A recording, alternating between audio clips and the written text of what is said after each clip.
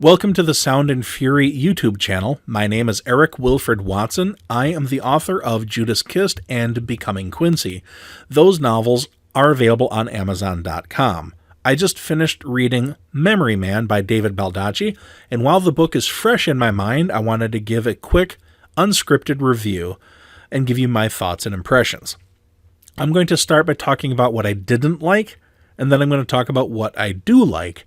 And I'm not going to get into many plot spoilers other than the bare minimum that will establish sort of the premise of the book so that you know what I'm talking about when I give the review. What I don't like, the character is a little bit too pathetic. And I don't mean that he's stupid or anything like that. I just mean that you feel sorry for the guy and they harp on the bad things happening to him a little too much. The book is hard to get through the first chapter. I almost put it down.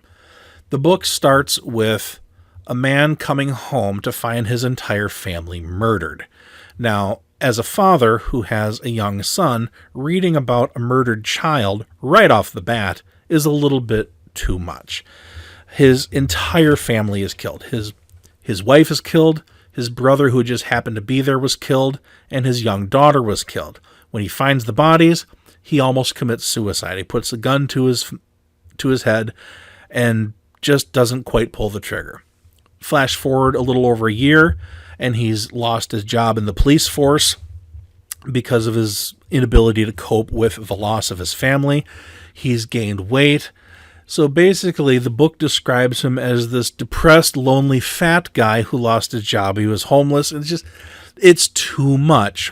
There's too much shit dumped on this guy from the beginning, and it's just hard to get through. Now, it's one thing to generate sympathy for your character, but it's another thing to just keep dumping on your character to make him as miserable as possible. It doesn't make it fun to read. A thriller novel should be fun to read, and when the character is so down on his luck like this, it just makes it hard to get invested into the story. Like I said, I almost put it down after the first chapter, but David Baldacci is a good writer, and he sucked me in because the story, the plot points from then on are really good. Now, another thing that is a bit of a negative is, again, children in peril. The book involves a school shooting, which is a very sensitive topic, obviously. So, a child dies in the beginning, then a school gets shot up shortly thereafter. If this is a subject matter that you don't want to read about, please don't read Memory Man. Trigger warning, whatever you want to call it, it's just a bit much. Now to the positives. I like the abilities and smarts of the main character, Amos Decker. It's one thing to feel sorry for a character to generate sympathy, but I prefer a character that you want to know about because they're really good at what they do.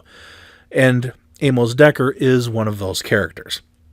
He's unique. He was a football player who suffered a serious injury on the football field, which caused an injury to his brain, which, when he woke up in the hospital, he could remember absolutely everything in absolute perfect detail. He cannot forget something no matter how much he wants to. If you read something in a book, he'll remember it word for word forever. If he sees a face, he'll remember it absolutely perfectly forever and ever. Every time he eats, every time he looks at something, he instantly absorbs it and memorizes it forever, no matter what. Of course, the downside to that is he remembers his family's murder in absolute vivid detail, whether he wants to or not. He does lose his job from the police department because he's unable to cope with the loss of his family, understandably so. But he gets pulled back in because the police want his help solving the mystery of a school shooting where the killer seems to disappear into thin air after the shooting is over. So he investigates, and it turns out that the killings at the school are related to the killings of his family. And I won't get into who the killer is, but I will say that it creates another issue if you're sensitive to sexual assault. So there's another thing that this book has that's sort of a trigger warning is if you don't want to read about a graphic depiction of sexual assaults, you probably want to avoid Memory Man as well. But what the book does exceedingly well is it brings you into the mind of Amos Decker, and it's a very unique mind to be inside of. He has, like I said, the perfect memory, but he also has some quirks in his mind where he will visualize and see numbers as if they were actually there. Like the number 3, there's a point where 3s seem to be surrounding and attacking him, but they're not actually there. They're just figments in his damaged mind. And he also sees things in colors that aren't there. Whenever he thinks about his family's murder, it's in the color blue, for example. So he associates numbers and colors with things that don't actually have numbers and colors associated with them. And he has the ability to instantaneously know somebody's... If you say you're born July 3rd, 1957, he'll instantly be able to tell you what day of the week that was. In my own personal life, I know a person who is on the autism spectrum who can do that in real life. So this sort of thing is real. And it's very interesting to be inside of the mind of a person who has those abilities. And it's also very rewarding to have those abilities come to a satisfactory conclusion in solving the mystery of the story. And the book does have a very, very satisfying climax, in my opinion. His abilities play a role in solving the mystery, and even him being fat and overweight come into play in resolving the story. Like I said, a little bit too much shitting on the main character, but it comes to a satisfactory conclusion, and it makes me want to read the next books in the series because I want to hear more about Amos Decker. I want to read more about his life. I want to read more about how he will solve crimes in the future. Very good book. Highly recommended. Just keep in mind, sexual assault, child murder, children in peril. If that's a little bit too much for you, try to avoid the book.